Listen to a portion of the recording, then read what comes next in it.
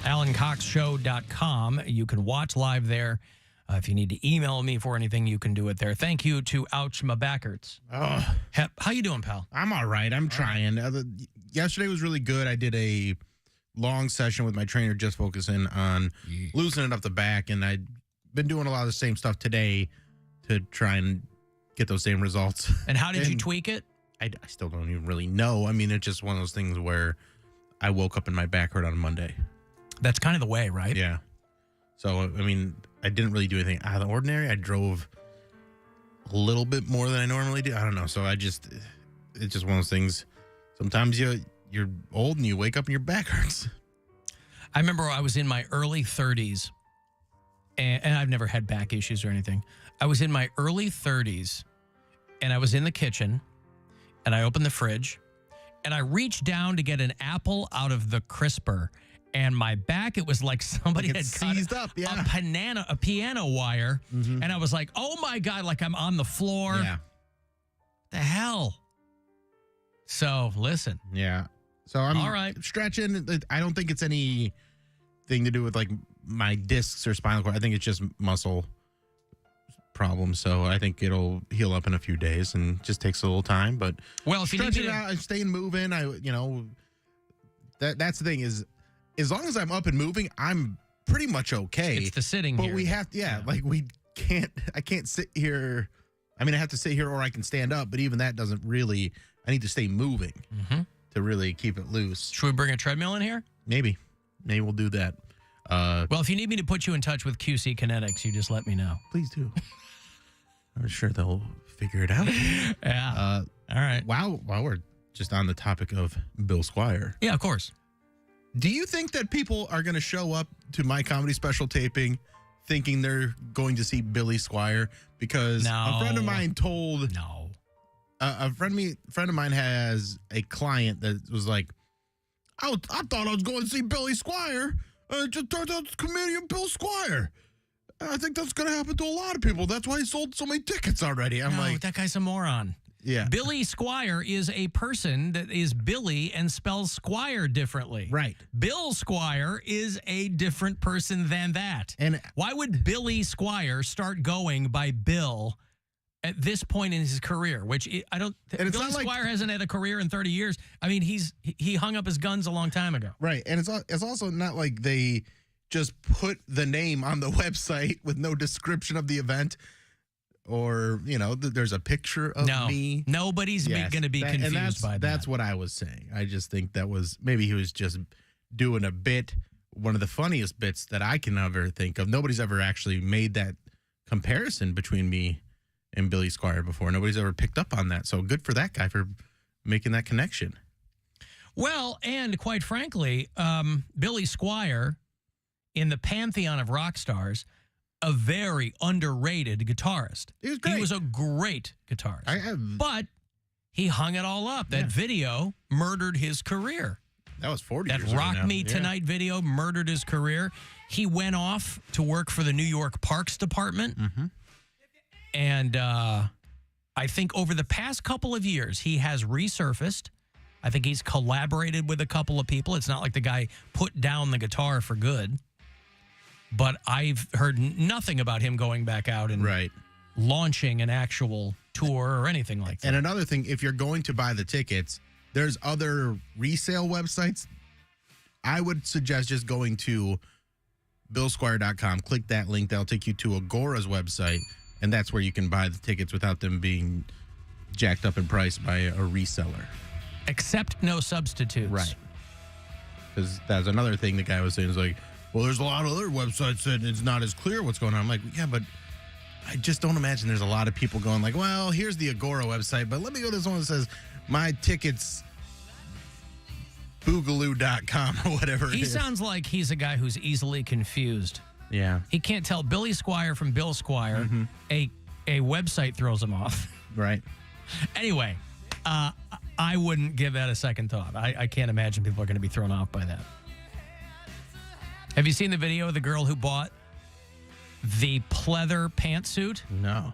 And it makes a farting noise. Now she's kind of concerned that... Before we go to this, can someone just text me and they said, I thought I was buying tickets to Bill's BILL''S Choir, yes. Bill Squire. Well, the Mormon Tabernacle Choir. I mean, there's shades of difference there. Right. Bill's Choir. I have been Bill practicing with that singing app. Yep. Bill Squire is another really good By Squier. punk band. Yep. By Squire. All right, so what did this lady do? So this girl is like, yeah, so I bought this pantsuit, and it makes an unfortunate noise anytime she bends down. Now, I don't know how frequently she'll be crouching, but you want to know that you have a free range of motion while you're in this. So I bought this jumpsuit at a boutique in Tennessee called Poppy's, and they're really big, and I love all of their stuff, but they did me dirty. And I demand an apology because this jumpsuit, I found out something interesting about it today, so I'm just going to show you.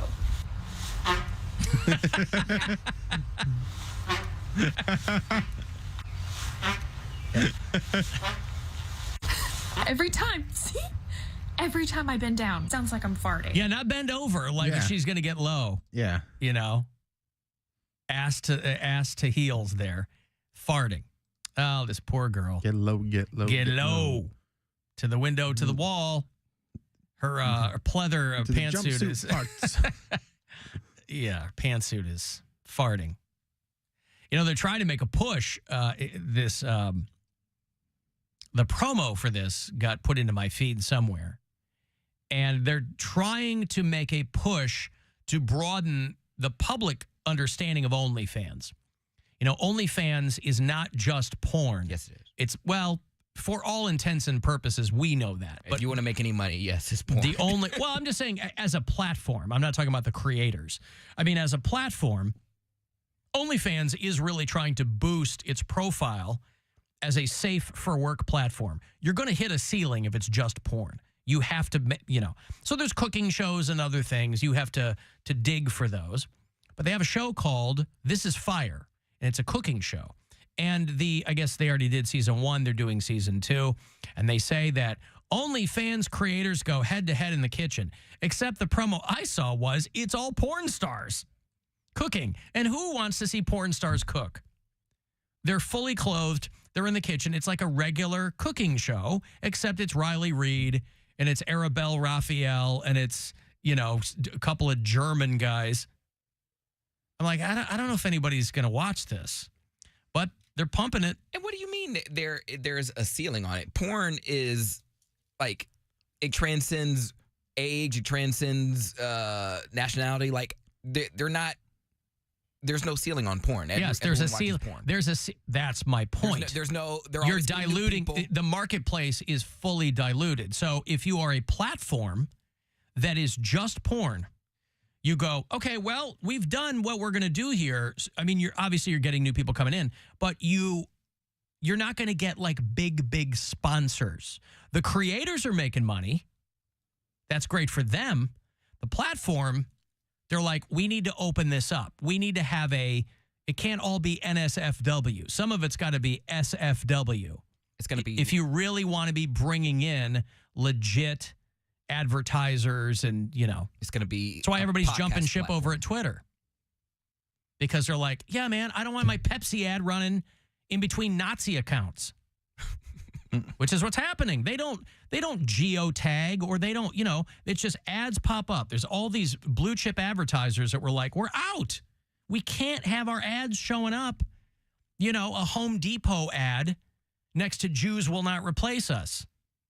That ain't going to work. Thinking of replacing that light fixture? Yeah. I mean, you know. Wouldn't that be something after you see an ad like that and there's a bunch of like, if you need a pitchfork, there's an ad for pitchforks. You know what I got a bunch of ads for?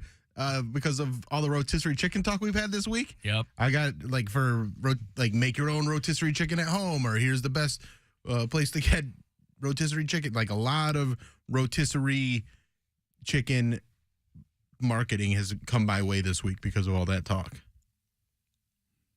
Well, listen, you can have, my grandma used to say it, and I'll just repeat it. I'm quoting her. You can never have too much chicken advertising. Grandma used to say that all the time. Anyway, the girl in the farting jumpsuit, she is going very viral with that because, hey, she's cute to boot. And that's okay. Speaking of farting, Taco Bell. Taco Bell has finally won their war on Taco Tuesday. They've been engaged in litigation for quite some time now because they didn't own the trademark to Taco Tuesday. And it wasn't that Taco Bell was trying to get it necessarily. They just didn't want someone else to have it. So the Taco John's chain, which I don't know if they have them here, they're all over Illinois. Taco John's is in 20 states. That's what I want from a taco place. Not Taco Juan's, but Taco John's. Taco John's is Taco Juan's feels a little on the nose, but Taco John's, which is pretty good, they owned the trademark to Taco Tuesday. And Taco Bell wanted to use it along with a lot of other places, but they couldn't because they didn't own it. So they were like, look, so they took all these places to court so that they couldn't be the only ones to use it. And so Taco John's gave it up because Taco Bell's got deep pockets. And there's one last place that finally forfeited their own trademark, which it had for 40 years. There was a single place in New Jersey called Gregory's Restaurant and Bar. It's got tacos written all over it. I mean, when you somebody goes, where's the best tacos in Jersey? Gregory's Restaurant and Bar is where you want to go. That beats Taco John's. Gregory. That's what you want to go to Taco Greg's. You want to go to Greg's. Greg's It's in got Newark. great tacos. They have finally given up the fight so that now anyone can use Taco Tuesday. I assume that there's nothing altruistic about this. Taco Bell's, going to be using it more than anyone. But Taco Bell's basically like, look, if you want to fight us in court, it's going to cost you hundreds of thousands of dollars. And Gregory's Restaurant and Bar probably doesn't have that kind of money. So now any restaurant can officially use Taco Tuesday without any fear of legal reprisal. So I want this show to start calling Tuesdays Taco Tuesday. I'm for it. It'll have nothing to do with tacos. We're not changing anything. But now that it's part of the public domain, Tuesdays are Taco Tuesdays. Taco Tuesdays. I think we should go I one think step gas further. stations should use it for obvious reasons. I think everybody should be using it. I think we should do Taco Tuesdays, but we should switch it up and do it on Monday. Every Monday on the Alan Cox Show is now Taco Tuesday. Yeah. That's good, too. What about Or we could bring back the Instagram hotties. Oh, God. Can today be Waffle Wednesday? Only if it's Blue Waffle Wednesday. Ooh. No, please. Please, no. No. I'll leave that one up to you guys. Mm-hmm. Referencing yesterday's podcast and the misspelled sign, I thought I'd chime in. There's a Chinese restaurant here in Canton that for about 10 to 15 years, through multiple price changes on their menu, their paper menus still said, "We delivery." And they finally fixed it, and I was kind of bummed about it.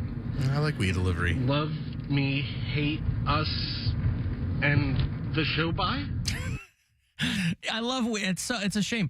If you've had it for that long, why change it? They probably ran out of the original print. They're like, we know it's a typo, but we got 5,000 of these menus. We're going to use them. And then they probably used them all up because they're paper menus.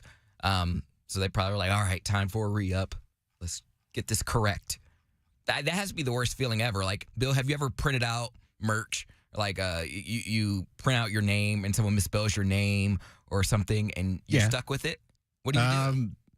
No, they spelled it Billy Squire. Yeah, you got to just eat it. Like, I've never done anything like that long of a run, but like, there's definitely been some mess ups over the years. Yeah, it might not even be their fault. It might be like the printing company, and then you get they're like, well, we already printed it out. We used you might as well just take it. Like, fine. Well, if it's, that's why you have to have a proof and everything. Yeah. You go through all these things to make sure that doesn't happen. Well, that's what I was saying. I mean, this got started because when I did my pre-show lap around the block yesterday, I walked down East 4th, and I had never noticed that Blue Agave Restaurant has a neon sign that says main entrance through the alley, except there's no N in entrance.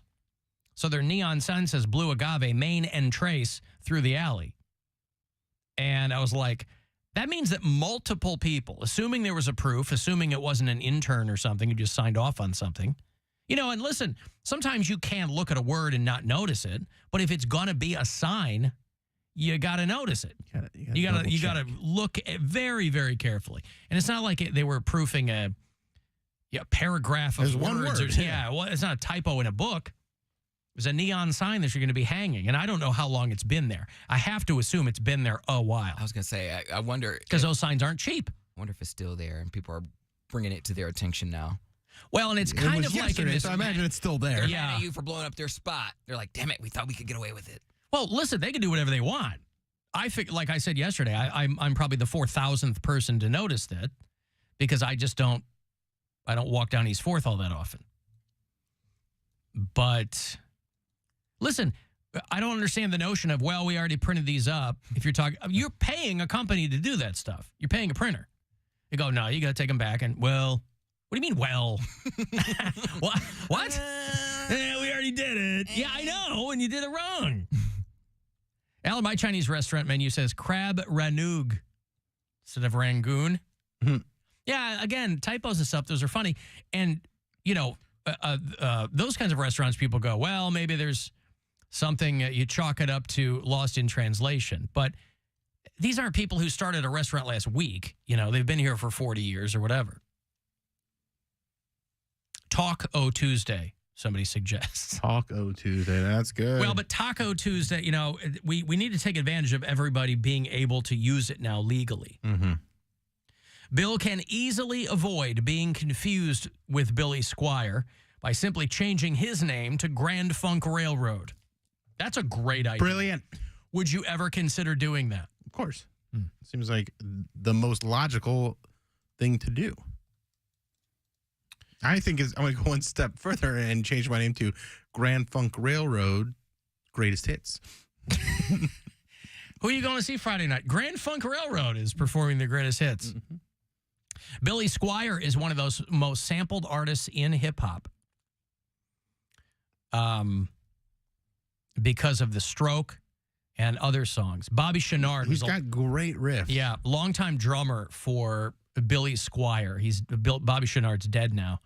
But he was called Mr. Big Feet because the drums he would play were so big. I mean, part of that you do in production-wise, too. You can open up those sounds, but he just really had a really thick drum sound. DJ Jake C says I should walk out to a Billy Squire song at my show, but can't do that because I don't have the rights to it, and we're filming.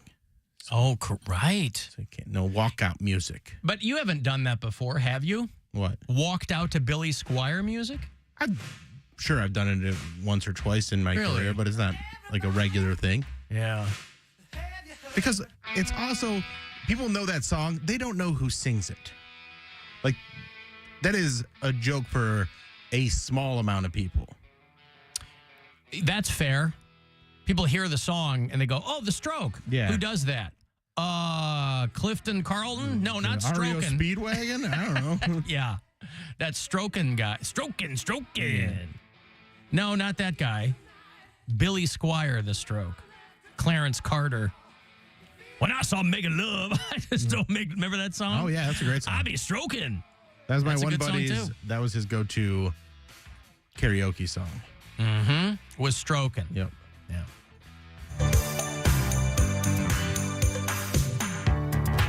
Why'd you walk out to this? I can't walk out to anything because then I got to pay for it. I mean, in general. Walk out to somebody just saying Taco Tuesday over and over again. And do a Friday get You don't have to pay for that. It's public domain. Just before breakfast? Yes, I have. Just before breakfast. Have you ever made love while you watch the Late Late Show? Yes, I have. This is like part quiz, too. I like that. Well, let me ask you this. Yeah, I'm ready. Have you ever made love on a couch? Oh, yeah. Could you stop saying made love, please? Well, let me ask you this. I'm ready. Have you ever made love on the back seat of a car? On the back seat of a car. I remember one time I made love on the back seat of a car, and the police came and shined his light on me. Oh, that happened to me. I'm stroking. Yep. That's what I told the cop, too. That's what I'm doing. I be stroking. I stroke it to the east, and I stroke it to the west. See, you learn some geography. There's a little bit of a quiz in there. The cop showed up. That happened to me in real life in high school. The cop showed up. I was in the backseat of my dad's Ford LTD with my girlfriend at the time, and I hadn't done anything real yet, so I was excited. And I thought we were parked in the recesses of this park, but nope. There was a patrol coming around, and he knocks on the window with his flashlight, and I told him, he goes, "What's going on here?" I said, "I'm stroking." And then he called the EMTs because he thought I was having a stroke. And I was like, "No." Did you make love last year? I did. Or maybe it might be that you're planning on making love tonight. Anyway, I've got a break again. If you want to get a text in 35192, there's another $1,000 about 20 minutes away. 4:30 is that next keyword from the Buzzard Bookie. And I'll have Cavs tickets for you right after the break. Warriors are going to be in